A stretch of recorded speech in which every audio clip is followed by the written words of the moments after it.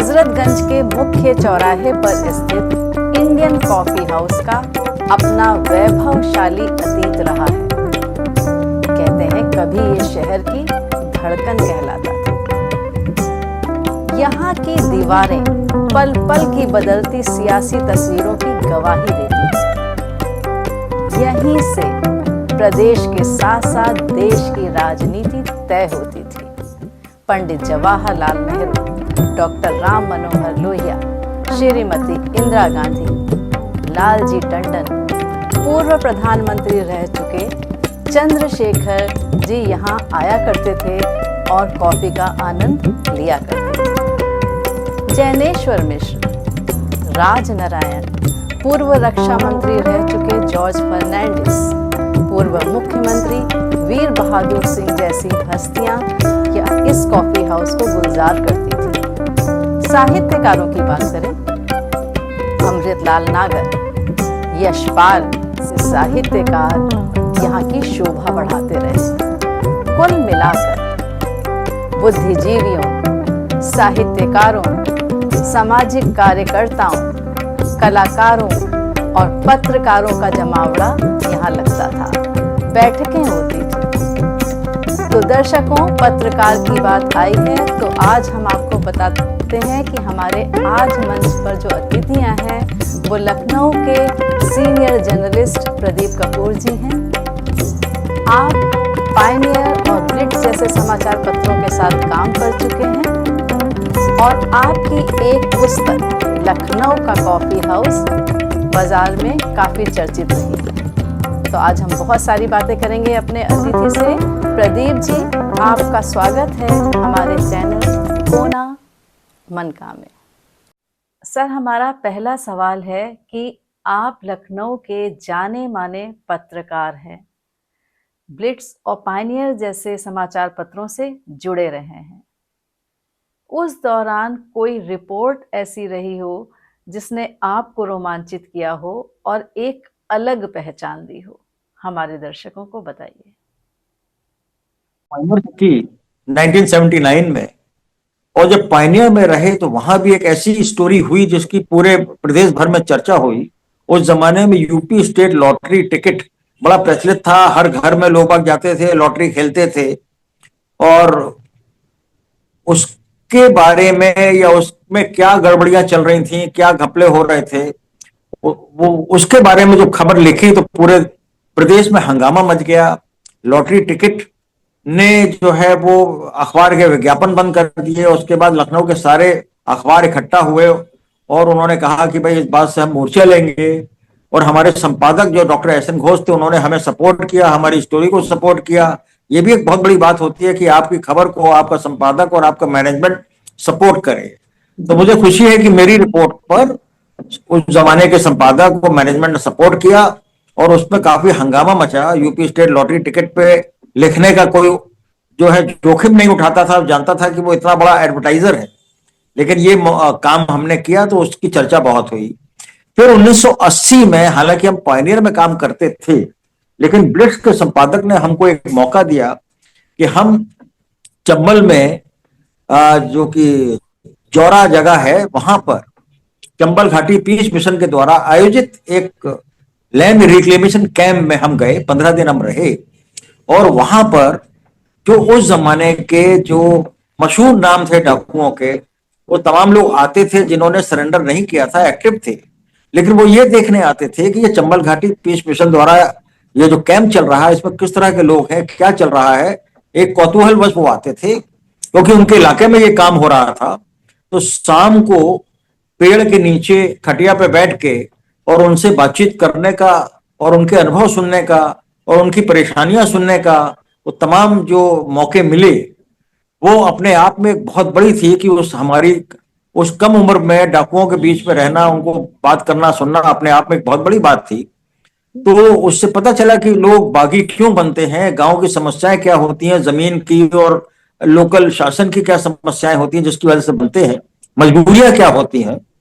तो वो तमाम चीजें हुई और वो रिपोर्ट, मेरी जो पहली रिपोर्ट थी 1980 में ब्लिट्स में छपी, फुल पेज, और वो आज भी रोमांच पैदा करती है कि किस तरीके से उस माहौल में हम रहे। जो बड़े बड़े लीडर्स हैं, या वो तमाम लोग जो प्रधानमंत्री बन गए, चाहे अटल बिहारी वाजपेयी हो, चौधरी चरण सिंह हो, चाहे वीपी सिंह हो, ये तमाम लोग, चंद्रशेखर जी हो, ये तमाम लोग प्रधानमंत्री बने, इन सबके साथ बैठना, उनसे बातचीत करना, उनके इंटरव्यू करने के तमाम मौके मिले। जी हाँ, मैंने सुना भी है। और सर, किस्से और वाकयात तो हमें आकर्षित करते हैं। आपने लखनऊ का कॉफी हाउस नाम की पुस्तक लिखी, जो काफी चर्चित रही है। इस पुस्तक को लिखने का कारण क्या था? देखिए, कॉफी हाउस एक ऐसा सब्जेक्ट था जिससे हम बचपन से जुड़ गए थे। वो इसलिए कि मेरे पिता स्वयं एक जाने माने पत्रकार थे, ब्लिट्स अखबार में थे, बिशन कपूर, और वो और उनके तमाम पत्रकार मित्र उस दौर के सब 11 बजे कॉफी हाउस में इकट्ठा हो जाते थे, और उनके साथ बड़े बड़े राजनेता और समाज के विभिन्न वर्गों के जो तमाम लोग हैं वो सब वहां बैठते थे। और हम जब जाते थे उनको, उनके साथ या उनसे मिलने के लिए या उनको देखने के लिए, तो हम देखते थे कि कॉफी हाउस में किस तरीके से लोग बैठे हुए हैं और बातचीत का क्या चल रहा है। तो कॉफी हाउस एक परिवार की तरह जो है वो हमारे लिए था। वो कोई एक रेस्टोरेंट नहीं था, वो एक इंस्टीट्यूशन था। वहां के काम करने वाले भी परिवार के अंग की तरह से थे। वो भी अपनी समस्याएं लेके हमारे घर पे आते थे और उनका निदान किया जाता था। तो पारिवारिक रिश्ता था एक कॉफी हाउस से। और पिता की डेथ के बाद तो लगभग पिछले 42 साल से नियमित कॉफी हाउस में हम बैठते रहे हैं। तो जाहिर बात है कि ऐसा सब्जेक्ट जिसपे कि आपका दिल से लगाव हो, और उस पर शैलनाथ चतुर्वेदी जी ने मुझे ये लिखने का मौका दिया, मतलब पत्रकार से लेखक बना दिया।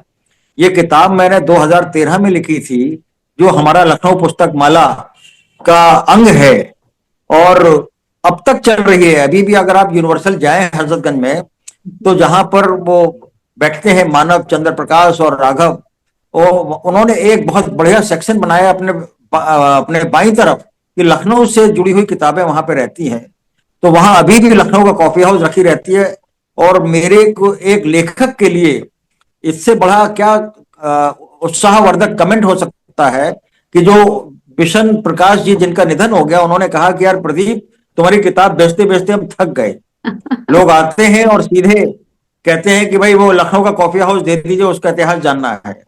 तो कॉफी हाउस की किताब कॉफी हाउस से भी सस्ती थी, तो इसलिए लोग जो है उसको खूब जानना चाहते थे। क्योंकि किसी भी रेस्टोरेंट के बारे में या इस तरह की जगह के बारे में कोई किताब लिखी नहीं गई है कभी भी। तो ये एक अनूठा प्रयोग था जो कि शैलनाथ चतुर्वेदी जी ने किया, और किताब वो अब तक चल रही है। जी, तो हमें बहुत लोगों का स्नेह मिला, पाठकों का भी, और जो बेच रहे हैं उनका भी, और सभी लोगों का। जी, दर्शकों, हमारी अपील है कि आप यूनिवर्सल से लखनऊ का कॉफी हाउस पुस्तक जरूर खरीदें और पढ़ें। सर, हमारा अगला सवाल कि लखनऊ का कॉफी हाउस तो अंग्रेजों के जमाने का है, और इसका अपना एक गरिमामय इतिहास रहा है, और आपका यहां से पुराना नाता। उस दौरान के कई दिलचस्प किस्से होंगे। कोई एक किस्सा हमारे दर्शकों को सुनाइए। देखिए, उस जमाने में आप देखिए कि लखनऊ यूनिवर्सिटी के वाइस चांसलर हुआ करते थे हबीबुल्ला साहब। उनके बेटे जनरल हबीबुल्ला आर्मी में थे, और उनकी बेटी तजीन हबीबुल्ला जो है वो लखनऊ यूनिवर्सिटी की छात्र यूनियन की प्रेसिडेंट थी। तो आप सोचिए कि जिनके पिता लखनऊ यूनिवर्सिटी के वाइस चांसलर हो, जिनका ब्रदर जो है वो ब्रिटिश आर्मी का सीनियर ऑफिसर हो, लेकिन उनकी बेटी के इंकलाबी तेवर थे कि वो इन सब चीजों को नकारते हुए अपने मंडली के साथ कॉफी हाउस में बैठती थी और योजनाएं बनाती थी किस तरीके से छात्र आंदोलन को क्या किया जाए। तो ये उस जमाने की बात है। तो एक दौर में अली सरदार जाफरी, सिब्ते हसन और मजाज लखनवी, ये तीनों लोग जो है वो कॉफी हाउस में बैठते थे, और इनके इंकलाबी तेवर थे कि ब्रिटिश हुकूमत की खिलाफत कैसे की जाए। फिर उसी दौर में तीन लोग, मुनीस राय सक्सेना, कैफी आजमी और एस एम मेहंदी साहब। एस एम मेहंदी साहब बहुत बड़े थिएटर डायरेक्टर हुए, कि सब लोग जो हैं ब्रिटिश हुकूमत के दौरान कॉफी हाउस में बैठ के पर्चे निकालना, अखबार निकालना, उसकी मुखालफत करना, और उसकी पूरी तैयारी कॉफी हाउस में करती थी। तो कॉफी हाउस का ब्रिटिश हुकूमत के खिलाफ लड़ने वालों के लिए जगह देने का और एक बहुत बड़ा केंद्र था। जी। तो बड़ा मशहूर रहा है। म- अभी देखिए 70 साल हो जाने के बाद भी, मतलब मजाज लखनवी को गुजरे हुए 70 साल हो गए और बड़ी शिद्दत से उनको जो है याद किया जाता है। और मजाज लखनवी के बारे में ये मशहूर था कि जब वो कॉफी हाउस में बैठे होते थे तो महिलाएं बाहर खड़ी होती थी इस उम्मीद से कि जब मजाज निकलेंगे तो कुछ शेर सुना देंगे। जी। वो भी एक मंजर था जो मैंने अपने बुजुर्गों से सुना है। कॉफी हाउस नहीं था, उसका एक खास माहौल और एक सोच थी। वहां लोग बैठते थे, बैठकें होती थी, जमावड़ा लगता था और बातें होती थी।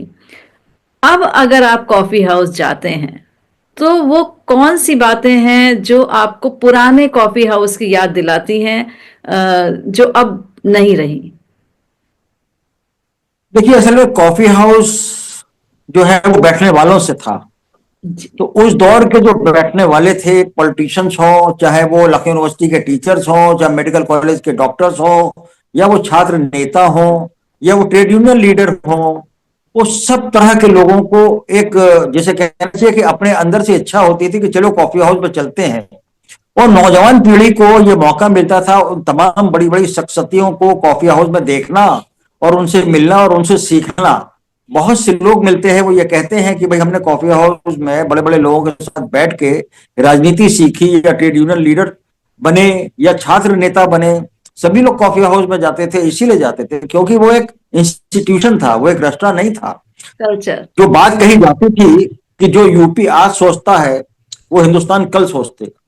तो यूपी में जो सोच होती थी वो कॉफी हाउस में होती थी, क्योंकि बड़े बड़े इंटेलेक्चुअल्स कॉफी हाउस में बैठते थे। अब बताइए कि कॉफी हाउस ने 1967 में जस्टिस आनंद मुल्ला को वहां के बैठने वालों ने लखनऊ के लोकसभा का कैंडिडेट बना दिया, वहीं बैठे बैठे, क्योंकि वो उर्दू के बहुत बड़े स्कॉलर थे जस्टिस आनंद मुल्ला।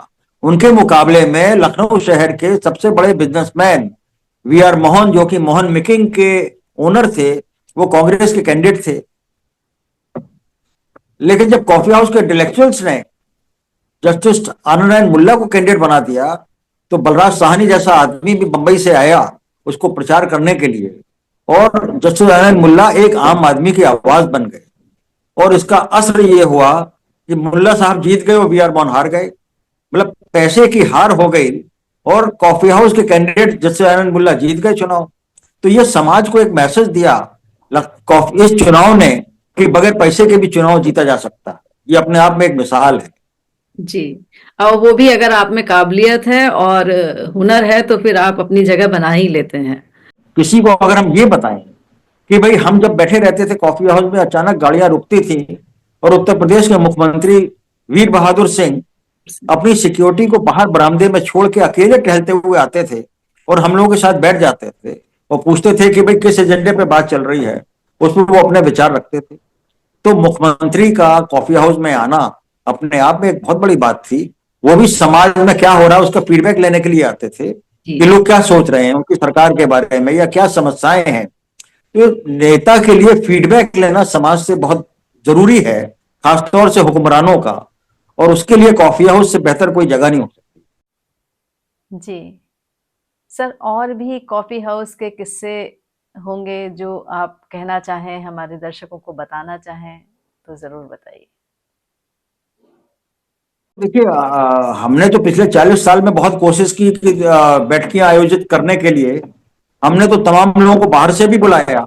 अगर बंबई से जैसे फोन आया नादरा बब्बर का कि भाई हम अपना प्ले लेके आ रहे हैं और आप जो है कुछ लोगों के साथ प्ले देखने आइए, तो मैंने कहा नादरा जी एक हमारा भी रिक्वेस्ट है और आपका पुराना वायदा है कि कॉफी हाउस आ जाइए। तो नादरा जी आ गई, उस चक्कर में रीटा बहुगुना भी आ गई, उस चक्कर में परवीन तलहा भी आ गई, उस चक्कर में आप दाऊजी गुप्ता भी आ गए, जस्टिस हैदर अब्बास भी आ गए। बात हुई थी दो लिटरेचर और दो थिएटर के, और 80 लोग आ गए। आप सोचिए कि पूरा लखनऊ शहर में जिसको पता चला कि भाई नादरा बब्बर आ रही है कॉफी हाउस में, या मैंने फोन किया, तो सब आ गए। तो नादरा बब्बर ने कहा प्रदीप भाई बात तो हुई थी 4 लोगों की। हमने कहा ये लखनऊ शहर है और लखनऊ शहर की मोहब्बत है आपके लिए कि लोग चले आए। तो इस तरह से लखनऊ में कॉफी हाउस में हमने बहुत सी बैठकें आयोजित की। और अब तो हमारे बीच में नहीं रहे लालजी टंडन जी, जिनकी की राजनीति कॉफी हाउस से ही शुरू हुई, सभासद के दौरान से, और अंतिम समय तक कॉफी हाउस उनके दिल में समाया हुआ था। उन्होंने कॉफी हाउस को बचाने के लिए भी मेरे कहने पे बहुत काम किया, और वो उसको फोन करते थे कि भाई प्रदीप कॉफी हाउस कब आना है, तो हम उनको बता देते थे और वो आ जाते थे और महफिल लगती थी। उनके जन्मदिन भी हम लोगों ने कॉफी हाउस में बनाए। तो लालजी टंडन एक ऐसे व्यक्ति थे कि जो बिल्कुल दिल से कॉफी हाउस से जुड़े हुए थे। वो ये कहते थे कि ये एक राजनीतिक पाठशाला है और जी इस पाठशाला में हमने बहुत कुछ सीखा है। जी, जर्नलिस्ट होने के नाते और इतने एक बड़ी आवाम से आप जुड़े रहे हैं और आपके पास बहुत तजुर्बा है, आप आने वाली पीढ़ी के लिए क्या कहना चाहेंगे कि अगर वो लेखक बन रहे हैं या अपने किसी भी पैशन, अपने किसी भी काम में जुड़ रहे हैं, तो उनके लिए क्या संदेश देना चाहेंगे? देखिए, मेरा मानना है कि सामाजिक सरोकार से जुड़े रहना चाहिए। समाज के जो हित में है उस वो काम करते रहना चाहिए। और लेखक तो आदमी अपने अंदर से बनता है, लेकिन लोगों से जुड़ने का काम करना चाहिए। सबसे बड़ी बात है कि आज के दौर में लोग एक दूसरे से जुड़ते नहीं हैं। समाज में एक वैक्यूम सा हो गया है, कनेक्टिविटी नहीं है। तो हमारा तो ये कॉफी हाउस का जो एक्सपेरिमेंट या कॉफी हाउस कल्चर को प्रमोट करने का था कि डायलॉग होना चाहिए। समाज में डायलॉग खत्म हो गया है। जी कॉफी हाउस में एक टेबल पे विपरीत विचारधारा के लोग बैठते थे, एक दूसरे को सुनते थे। भले ही मतभेद होता हो लेकिन मनभेद नहीं होता था। तो आज भी लोगों को, विपरीत विचारधारा के लोगों को, सबको एक साथ आकर बैठ के बहस करनी चाहिए, बात करनी चाहिए और एक दूसरे को समझने की कोशिश करके एक बेहतर समाज बनाने की कोशिश करना। जी, हम बिल्कुल सहमत हैं आपसे कि बात करने से ही बात होती है और तभी बात बनती है। वरना बात नहीं करते हैं तो फिर या तो बिगड़ जाती है बात और फिर वो कोई बात ही नहीं रहती। तो बात होना चाहिए, संवाद होना चाहिए, तभी हम एक दूसरे से मिल सकते हैं और लखनवी तहजीब को आगे बढ़ा सकते हैं। आप सही बात है, आपने बहुत बड़ी बात कही कि लखनऊ की तहजीब को हम लोगों को बचाए रखना भी है और आगे बढ़ाना भी है और लोगों को बताना भी है। जी, तभी हम इसे आगे बढ़ा सकते हैं। वरना जो हमारा लखनऊ है और जो यहाँ की विरासत रही है, इतना समृद्ध रहा है कॉफी हाउस का कल्चर, और उस कल्चर को अगर आने वाली पीढ़ी आपकी इस पुस्तक को पढ़ेगी, दर्शकों पुनः अपील है कि लखनऊ का कॉफी हाउस जरूर पढ़ें। तो अगर वो उसको पढ़ेगी तो वो अब आज के जो कॉफी कैफे, कॉफी डे या आज के इतने सारे कॉफी हाउस खुले हुए हैं जहां पर आज का युवा जाता है, लेकिन उस तरीके की तार्किक बातें, उस तरीके की बातें अब वो कितना कर पाते होंगे या कितना करना चाहते होंगे, ये तो एक अलग बात है। तो आपने बहुत अच्छी बात बताई है। आपने हमारे आमंत्रण को स्वीकार किया प्रदीप जी, और आप कोना मनका के मंच पर आए, हमें अनुग्रहित किया। इसके लिए आपका बहुत बहुत धन्यवाद और आभार। और हम बहुत बहुत धन्यवाद कि आपने मौका दिया मुझे अपने विचार रखने का, ताकि और दर्शकों तक मेरे विचार जाएं और वो सब लोग जहां भी हों वो एक कॉफी हाउस कल्चर को प्रमोट करें और एक समाज में डायलॉग बनाए रखने का काम करें और लखनवी तहजीब का जो है जितना प्रचार और प्रसार हो उस सब के लिए माहौल बनाएं। बहुत बहुत धन्यवाद।